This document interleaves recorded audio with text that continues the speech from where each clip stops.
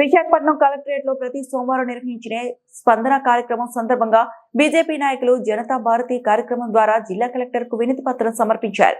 ఈ సందర్భంగా బీజేపీ నాయకుడు భూపతిరాజు శ్రీనివాసరాజు మాట్లాడుతూ రాబోయే నెలల్లో హిందువుల ముఖ్య పండుగలైన ఉగాది, శ్రీరామనవమి వంటి వేడుకలు సమీపిస్తున్న నేపథ్యంలో దేవస్థానాల్లో కట్టుదిట్టమైన ఏర్పాట్లు చేయాలని కోరారు.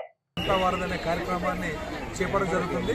ఈ జనతా వారధిలో ప్రజల సమస్యల్ని ప్రభుత్వం దగ్గర తీసుకెళ్లి ప్రజలకి ప్రభుత్వం మధ్య వారధిగా ఉంటూ సమస్య పరిష్కృతంగా కృషి చేస్తుంది. ప్రతి సోమవారం కలెక్టర్ ఆఫీస్లో భారతీయ జనతా పార్టీ ఇక్కడ వచ్చే సమస్యలు తీసుకుని కలెక్టర్, అలాగే పోలీస్ కమిషనర్, అలాగే మున్సిపల్ కమిషనర్ దగ్గర తీసుకెళ్లి సమస్య క్లియర్ చేసే విధంగా మేము చేస్తున్నాం. అలాగే ఈ వారం రాష్ట్ర వ్యాప్తంగా ఉన్న సమస్య ఏంటంటే రాబోయే రోజుల్లో మనకి అమ్మవారి పండుగలు చాలా వస్తున్నాయి. ఉగాది, శ్రీరామనవమి ఈ కార్యక్రమాల సందర్భంగా చాలా గుళ్ళల్లో డబ్బులు లేక సరిగ్గా శుభ్రత లేదు, అలాగే తాగునీటి వసతి లేదు, ప్రసాదాలు పంపిణీ సరిగా లేవు, జానపద నృత్యాలు అటువంటి ఏదైతే సాంస్కృతిక కార్యక్రమాలు చేస్తారో అవి కూడా నిర్వహించలేదు. మన ప్రాచీన సంస్కృతి అంతా కూడా ప్రజలకి గుర్తుండేలాగా కార్యక్రమాలు చేయాలని చెప్పి మేము కోరడం జరుగుతుంది. అదేవిధంగా మన కలెక్టర్ గారికి ఇచ్చిన వినతి ఏంటంటే దేవాదాయ శాఖ లోకల్ వాళ్ళతో మాట్లాడి దానికి నిధులకు సమకూర్చేటట్టు చేసి ఈ శుభ్రత, అలాగే మంచినీటి సదుపాయాలు, ప్రసాదాన్ని జరిగి ధూపదీప నైవేద్యాలు మనకి బాగా జరిగేటట్టు చేయించమని కోరడం కోసం చేయడం జరిగింది.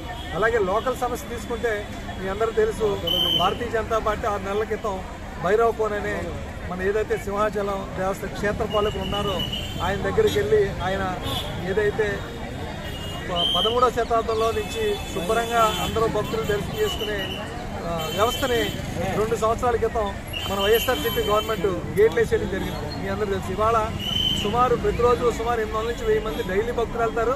అలాగే ప్రతి అమావాస్య రోజు 10,000 మంది భక్తులు వస్తారు. ఇక్కడ పక్క రాష్ట్రాల నుంచి కూడా వస్తారు. కానీ అక్కడ కనీసం తాగునీటి సదుపాయం లేదు. అలాగే షెల్టర్, వర్షం పడితే వర్షంలో తడవాలి, ఎండ వస్తే ఎండకెండాలని టైపులో అక్కడ వ్యవస్థ ఉంది. ఫారెస్ట్ డిపార్ట్మెంట్ వాళ్ళని ఎక్కడా కూడా అది వెసులుబాటు కల్పించట్లా. ఎందుకంటే వైల్డ్ లైఫ్ శాంక్చురీ చేయడం జరుగుతుంది. ఇది ఏదైతే టెంపుల్ ఉందో అది వైల్డ్ లైఫ్ శాంక్చురీ లేదు, ఫారెస్ట్లో ఉంది. గత శతాబ్దాల కాలంగా లేని సమస్య ఈ 2 సంవత్సరాల క్రితం ఏమొచ్చిందో మాకు వైఎస్ఆర్సీపీ గవర్నమెంట్ కావాలని హిందూ నిజాన్ని తగ్గించడం కోసం దేవుల్ని మీకు అందరూ తెలుసు ఏం చేశారనేది. ఆ విధంగా రోడ్ని ఏదైతే బ్లాక్ చేశారు ఆ బ్లాక్ తీసే విధంగా మేము లెటర్ ఇవ్వడం జరిగింది ఆల్రెడీ. దాంట్లో అలాగే టెంపరీ షెడ్ చేసి వచ్చే భక్తులకి కొంచెం ఎండ వాన తడవకుండా ఉండేటట్టు టెంపరీగా ఇమ్మనేటట్టు, అలాగే ఆ గేట్లు ఏమైనా తీసి భక్తులు శుభ్రంగా వెళ్ళి వాళ్ళు దర్శనం చేసుకునేటట్టు అవకాశం కల్పించమని కలెక్టర్ గారికి వినతి పత్రం జరిగింది.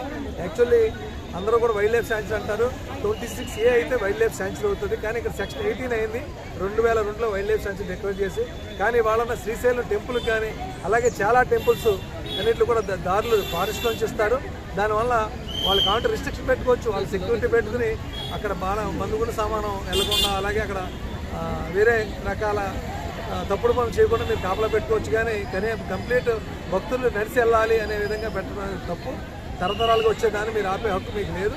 దీని గురించి ఆలోచించవలసిన కూర్చో. అలాగే ఈ విషయం తీసుకెళ్ళి మేము పవన్ కళ్యాణ్ గారి దగ్గరికి, మినిస్టర్ గారి దగ్గరికి, అలాగే ఫారెస్ట్ హెడ్ల దగ్గర కూడా మేము తీసుకెళ్ళడం జరుగుతుంది. ఇమీడియట్గా మేము దాన్ని క్లియర్ చేసే విధంగా మేము పరిష్కార విధంగా చేస్తాం.